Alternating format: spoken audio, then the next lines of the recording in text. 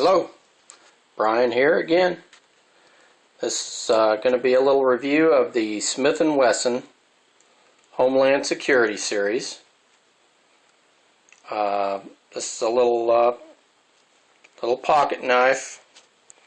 There's quite a few videos already on this, so I'm going to try to hold my comments down to a minimum. I'd like to keep this video under 5 minutes, so I'm going to move right along on this thing. This model number is, as you can see right there, this is the CK2CS. That's the model. Some of them I've seen in other videos are in a blue box. These little Smith & Wesson knives are made by Taylor & Company, if I'm not mistaken. And I have a couple of these knives. To be honest with you, I usually, most of my knives are, right now, are the Bokers.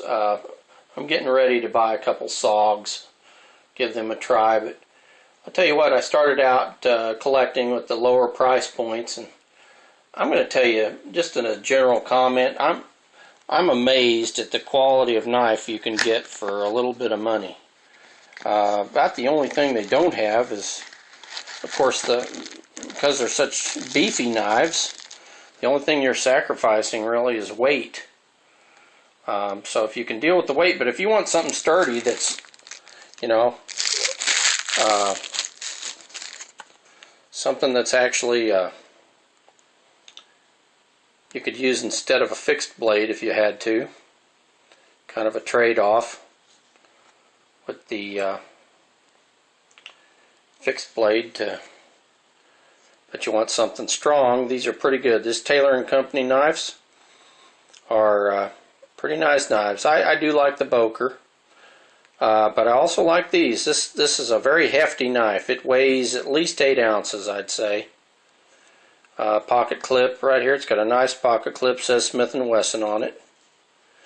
Right there, if you can read that. I'm not sure you can pick that up or not, but one side is just kind of a smooth finish where the pocket clip is, which is kind of good, so if you do carry in your pocket it won't tear it up. This side here does have an insert, or is textured. I don't know for sure what this handle material is. Someone in another video said it's Zytel. I don't know. If it is, it's a good thing it is, because if it was metal, this knife would really be heavy. But it's hefty. You feel it in the hand. It's very hefty. Pop this thing open. Give you a look at the knife.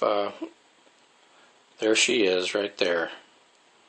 It's Smith & Wesson Homeland Security. There, it's about a 3.7-inch blade. Mine does have one little chip of paint missing right there, just noticeable because the rest of it's so black, but I mean, what do you want? I paid about $13 for this knife, and the retail's somewhere in the $30 range, upper $30 range, I think.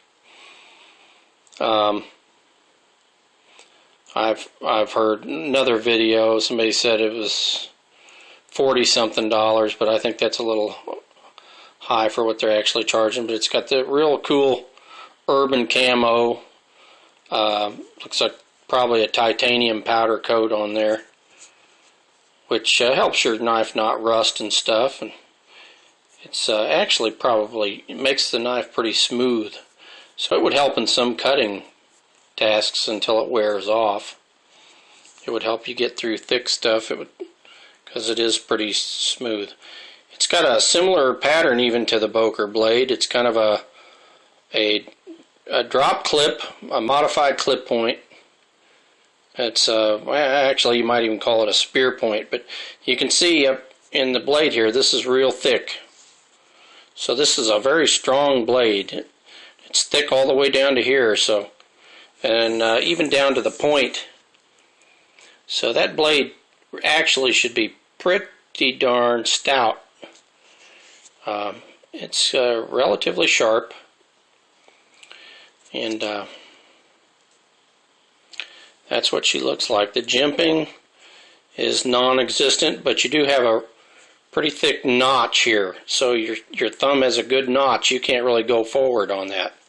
So no jimping, but you have a little bit of jimping down here on this liner lock. But let me use my right hand and see how that feels. You can't really feel it much like on the Boker. Sometimes that liner lock, the way it holds, you can feel it. But actually that big notch on your thumb there and this big choil here at the bottom on this hilt of this blade here, you're not going nowhere with that. I mean, you'd have to really slip bad to get over that. So it's got a big handle. It's a big beefy knife. I'd say as a trade-off, you know, this thing's pretty dang beefy for a pocket knife. It'd give you about as close to a fixed blade performance as you could get probably in a pocket knife, I would imagine. And for the price tag of $13 or whatever you pay for it, man, it's amazing that you can get this quality of knife for that price. It really is. Now I'm sure it's not assisted open or anything, and like I say, I haven't got my first SOG yet, so I'm curious to see what I get for the money, because I'm going to be paying probably $50, $60 for a SOG. But if I can get this for $13, I'm going to be I can't wait to see what I get for $60, because man, it ought to be some knife. I'm going to compare this real quickly with the little Magnum Black Spear, just to give you a comparison. Just going to lay these two out next to each other. Let you take a quick look. They're both very high quality knives. As you can see there, the handle on the Smith & Wesson is longer, but the blade on the Boker Incognito or Black Spear, whatever you want to call it, it's got a couple names. And this has a big thick blade on it. I'm going to tell you that right now. The Boker blade's really strong built too. It's also got that real thick spear point, modified clip spear point type blade. It's not as thick depth wise though. Across this way, it's not quite as broad as this Homeland Security. But these are both excellent knives for tactical carry. They are heavy, but man, they're beefy. They're really. This does not have a glass breaker, but as you can see, you don't really need one with the steel end on this knife. It's a glass breaker, whether you like it or not. You know what I'm saying? So anyway, that's it. I've gone over on time on this video from what I intended to do. But that's it. The little Smith & Wesson Homeland Security.